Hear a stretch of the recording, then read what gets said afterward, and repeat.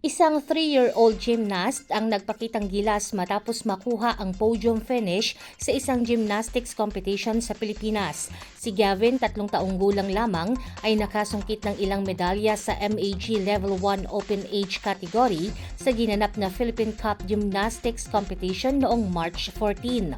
Ayon sa post ng kanyang mga magulang, bagamat maikli ang panahon ng kanyang paghahanda, nagbunga ang kanyang tiyaga at determinasyon.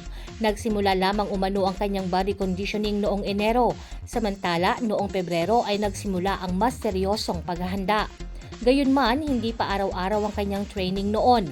Sa kabila ng limitadong oras ng preparasyon, nagawa niyang makumpleto ang lahat ng routine sa kompetisyon. Gayunpaman, hindi naging madali ang araw ng kompetisyon para sa bata. Pagdating sa venue, masaya pa si Gavin kasama ang kanyang mga kaibigan. Ngunit ng oras na ng warm-up kasama ang mga coach, bigla siyang nagkaroon ng separation anxiety. Dahil dito, kinailangan pa ng tulong ng isang guard upang makapasok ang kanyang ina sa warm-up area at pakalmahin siya. Unti-unti siyang naging maayos matapos makasama muli ang kanyang mga coach at makipaglaro sa ibang bata. Sa tulong ng kanyang teammates at mga bagong kaibigan mula sa ibang team, nagkaroon siya ng kumpiyansa upang ipagpatuloy ang laban. Kalaunan natapos ni Gavin ang lahat ng kanyang routine sa kompetisyon. Sa pagtatapos ng event, nakakuha siya ng mga sumusunod na medalya sa MAG Level 1 Open Age category. Vault Silver Medal, Bars Bronze Medal, Floor Bronze Medal, Pommel Bronze Medal.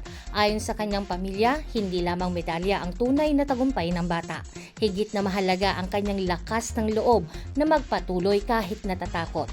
Samantala, nagpasalamat din ng pamilya sa mga coach na sina Coach Aris C. Aureliosa, Coach Alexis Apuyan, Coach James at Coach Micah.